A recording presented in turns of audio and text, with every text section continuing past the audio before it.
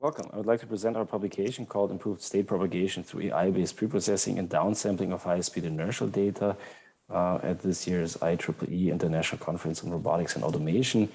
My name is Steinbrener, and together with my co-authors, we are from the Control of Network Systems Research Group at the University of Klagenfurt in Austria.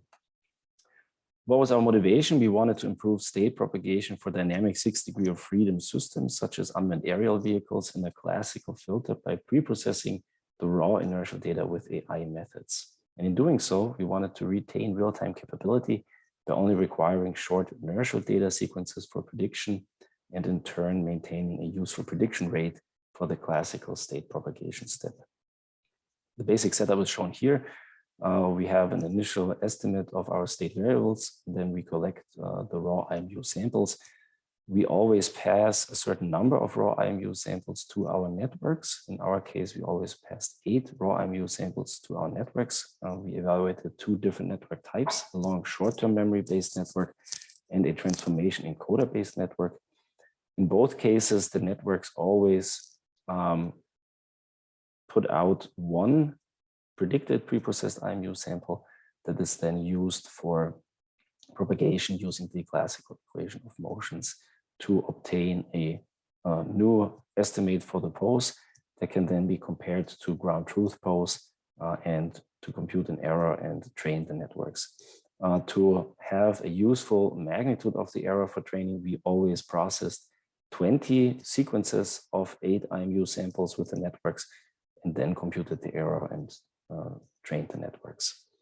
We also collected our own data. You can see here our UAV equipped with a Pixhawk PX4 autopilot and an LSM high rate inertial measurement unit capable of recording of up to 1000 Hertz at a variable rate. And with this setup, we collected 19 different trajectories with different characteristics.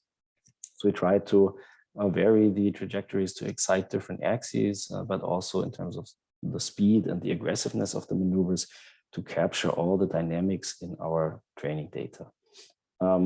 16 of these trajectories we used for our training, and each of those is several minutes long.